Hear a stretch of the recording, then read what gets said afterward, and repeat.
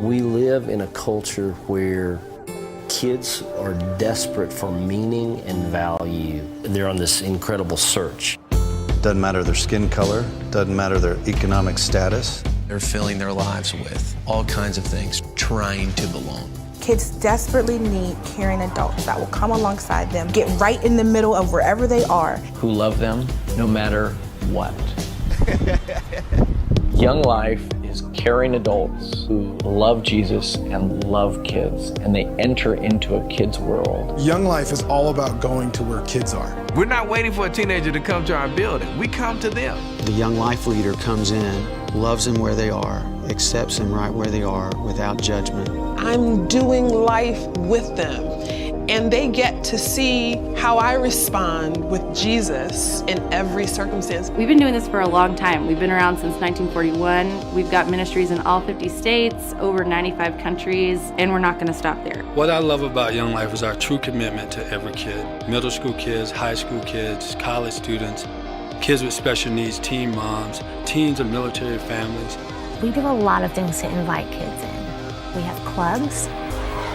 Young Life Club is the 1 hour a week that we gather a lot of kids. You're gonna have fun, you're gonna be energized, and you're gonna learn that Christ is not boring. It's a place where your kid can hear more about God, hear more about Jesus, and decide for themselves how they feel about that in a fun environment and in an accepting environment where people are gonna love them and it's safe. In the summer, we have an opportunity to take kids to camp, and Young Life Camp is the best week of their lives. Many of the kids who go to Young Life Camp make lifelong decisions to follow Jesus. And the great thing about Young Life is when we send kids to Young Life Camp, they go with their Young Life leader. And that same Young Life leader who's been with them all year comes home with them. When I come back from camp and my phone I'm getting text messages from parents saying, I don't know what y'all did with my children at camp, but they are different. You know, when I get that kind of stuff, then that's cool. We take very seriously the task of teaching them how to follow Christ, teaching them how to pray, teaching them how to read the Bible. We plug them into a small group of their peers, and we call it campaigners, helping them discover what it means to follow Jesus and encouraging them to plug into a local church. The vision of Young Life is that every kid will have the opportunity to hear about Jesus. Every kid deserves to know who God is, deserves to know that somebody loves them. How can you join this adventure? Because we are moving and we want you to come along.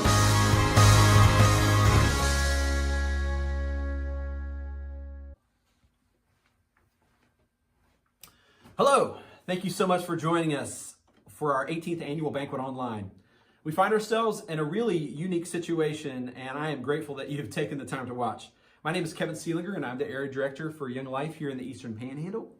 And we'd hoped to gather with you in person back in March, but that was just not meant to happen. And as you can see, we have spared no expense, i.e. this fancy background, to be with you tonight. I actually have two 9-foot banners in my office that would have looked beautiful on a much larger stage, but it was not meant to be. And if you'd have told me 2 months ago that we would have to alter our banquet plans to meet in person, I wouldn't have believed you. Because for the past 2 out of 3 years now, we have had to change our plans for our banquet. Who remembers 10 inches of snow 3 years ago in March? Yes, that was our banquet night. So it is what it is, but at this rate, I would take 10 inches of snow. But it's been such a blessing to have been sharing Christ with kids so long. Thank you so much for all those who have been really faithful and stood behind us. You really have no idea how much that encourages us. Because really, the work is difficult, but it's good. And here's a few things that I would like for us to celebrate. First of all, God has blessed us with another great year of ministry to high school students. For the last 17 years, we've had a presence at Martinsburg High School. For the past 4, we've had a presence at Hedgesville High School. And now at Musselman High School, Shannon Whitmore, new leader, has been doing a great job at meeting kids on their turf there. We're in the 3rd year of all of our high school clubs meeting together as one at the Holiday Inn every week. And we've averaged 60 to 65 kids last fall. It was it's been a great year of ministry there. South Wildlife is in its 15th year. I can't believe it. And Jenna Taylor is the South Wildlife alumni that is the team leader there. She's also a full-time social worker, loves those kids at South so well. So many of them coming from really difficult circumstances. North Middle is in its third year and growing. And we have a new team leader there, but more about that in a minute. We're also excited to continue to partner with local youth pastors as we share the gospel of Christ with kids. John Rickman from IBC is the student ministries pastor there, and he joins us at North Middle. And at Spring Mills Middle, which has been going on for 10 years, Billy Hearn has stepped back into the middle school arena to help out with that. I love seeing folks from local churches partner with us to bridge the gap between Young Life as an outreach and the church. And Young Life Capernaum Club is in its second year. Capernaum is our ministry to kids with special needs. It's been awesome to see leaders and buddies sharing Christ with kids with special needs. We've been fortunate enough to see kids kind of grow up and grow through Young Life and move into leadership positions. Some here, some outside of here. At WVU right now, we have 3 leaders working with ministries there. Kaylee Ruffner and Sarah Brown are working with middle school ministries there, and Emily Butts is a new Young Life college leader working with college students at WVU. If you remember, she's the one who shared at our banquet last year. We got to hear a story of what the Lord's doing in her life. It's so awesome to see God continue to do stuff in kids' lives. My son, Luke Seelinger, is now serving as the team leader at North Middle. He's been doing a great job at learning about what it means to lead a team. And at West Liberty, we have Emily Rudy and Kaylin Watkins. Both are serving as leaders in Young Life there, as well as serving in their church. And we're going to have the opportunity to hear from Kaylin in just a bit, as she's going to share her story. It's been so encouraging to hear and see what God's been doing in ministry and kids' lives for so long. It would not have been possible if it weren't for our adult committee standing behind us, for our donors standing behind us, as well as leaders volunteering their time, efforts, and energy to work with kids. And right now, we're trying to figure out what a new normal looks like.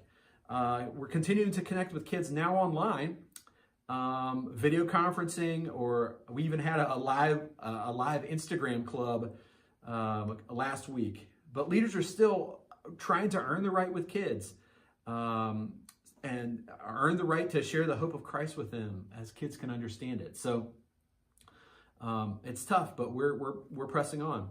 But here's the reality. We still need more leaders. Matthew 9:38 says, "Pray to the Lord of the harvest for him to send laborers into the harvest field." So we're asking you, please pray. We would like to see the Lord provide enough leaders to have leaders in every high school and middle school in this county. Because really, kids are desperate, even more so now. Kids are desperate to hear the good news of Jesus. And we want to do what we can to get to the next school, to get to the next kid. And we can do it. The Lord is with us. And so we're really hoping that you will join us. Well, now I'd like to introduce Kaylin Watkins. She's a sophomore at West Liberty University in Wheeling, West Virginia. And she has been kind enough to share with us how Christ has changed her life through Young Life. Hi, my name is Kaylin Watkins. I graduated from Martinsburg High School in 2018. This fall, I'll be going to my last year at West Liberty University, which is super exciting. I just want to share a little bit of my story with you guys. So I grew up going to church, but to me, religion just seemed like a ton of rules and expectations I had to live up to. God seemed really far away and not really involved in my life at all. I was a super shy kid, didn't really know who I was, where my place was, or if I had a purpose in life. My freshman year, I went to Young Life Club, and the leaders were just so welcoming and loving, and they just had this light to them. And I remember thinking, I don't know what that is, but I want that. And my Young Life leader was the first one to really tell me about a relationship with Jesus, and she just took me under her wing and showed me what that looked like. And sophomore year, I gave my life to Christ, but I kind of had one foot in, one foot out. I was still trying to find joy in things like relationships, friendships, partying, all of these temporary things that just left me feeling more broken. And I was really confused for a long time, to be honest. It wasn't until the summer after my senior year, I went to serve on work crew at a wildlife camp. And that's when I really realized what it meant to lay down your life, take up your cross, and follow Jesus.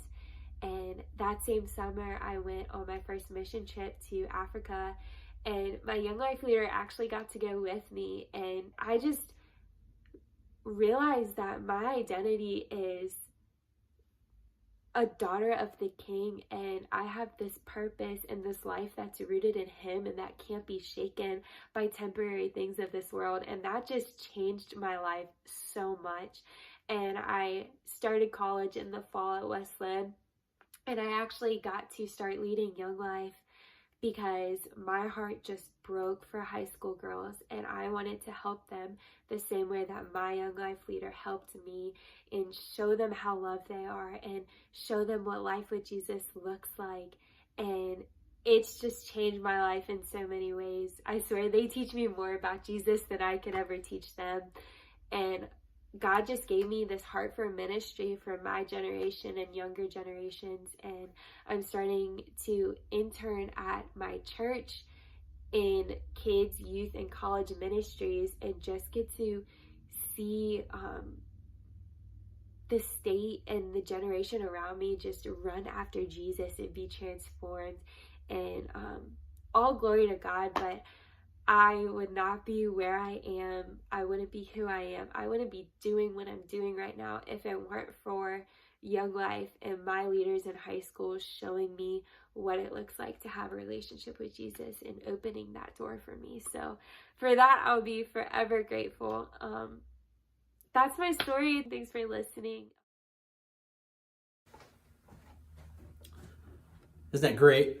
It has been awesome to see what God has been doing in Kaylin's life. And now she's even interning in her church in ministry. That's fantastic. Well, now I'd love to share with you a parable of Jesus. And it's a lot like Kaylin's story, but really it's our story.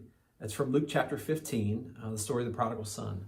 Jesus tells a parable of two sons, and I'd like us to focus on the first. And in this story, a son goes to his father and he says, "Hey, I want my half of the inheritance right now." He's basically saying, "I wish you were dead. I just want your stuff." And in this story, the father grants that request and gives him half of his inheritance. And the kid goes off into a distant land and he spends it on wild, lavish living. For the longest time, I thought that the word prodigal meant rebellious. But what prodigal really means is lavish spending. And you know what? Kids are filling their lives with stuff that won't satisfy now. That's how kids are living their lives. They're trying to find joy in created stuff and not in the Creator as they were designed to. Well, it says that there was a famine in the land that this son was living in. And he finds himself in a really desperate place. If this doesn't describe a lot of kids I know, I don't know what does. In desperate situations with really nowhere to turn. I love that we as Young Life leaders get to be there in those times and places when kids are desperate and they're looking for answers. Well, it says that in the story, it says that the man hires himself out to care for pigs. Working for pigs as a Jewish man would have been an absolute total disgrace and scandalous. So for a man to find him so desperate that he's not only going to work in feeding pigs, but that he's longing to eat what they eat. It doesn't get any lower.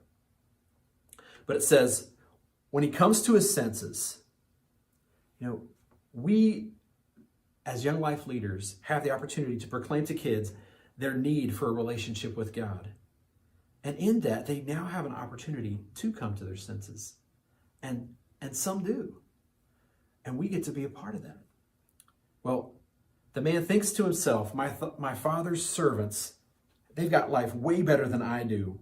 Why in the world would I stay here feeding pigs when I could go home? I don't deserve to be a son, but I can go home and I can work as one of his servants and have a better life than I do now.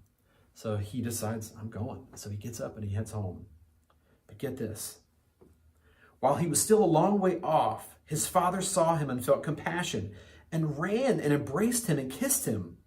And the son said to him, "Father, I've really messed up. I am so sorry. I don't deserve to be your son anymore, but can I just be a hired servant?" But the father's having none of it. He says, "Quick, bring the best robe, put it on him. Put a ring on his finger," restoring his sonship. "Put shoes on his feet. Hey, we're going to prepare a feast. We're going to have a great party because this son of mine who was lost is now home. See, this son who was looking for life in all the wrong places, he started by wanting the Father's stuff, but what he found was the Father's love, and it was priceless. Tim Keller refers to God in this story as the prodigal God, the lavishly loving Father. This is what kids find when they meet Christ and return home. The lavish love of God. And for many kids, that's the first time they've really experienced the love of a father. And you know what? That's all of us that have come home to Christ. We've all found the same. We've returned home and found a restoration. But our story doesn't stop there. Moving over into Matthew 28, just before Jesus ascends to heaven, he pulls his disciples together and he tells them, I want you to go. I want you to go to all the nations.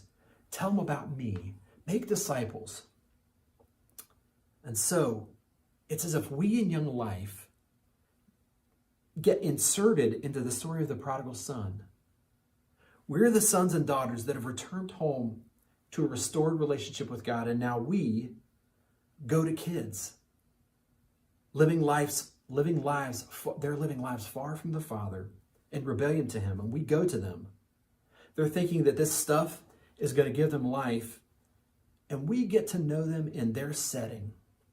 And we tell them about the Father, that he's waiting for them to come home, of the price he paid to restore them to a relationship with himself, of how he's waiting to just run to them and hug them around the neck and restore them to being a son or daughter of the King. And how that in that they'll find the life that they've wanted, full and overflowing, a life of knowing him, which is priceless. This is Young Life. You know, Young Life has a strong history in the Panhandle, and we hope that this legacy continues.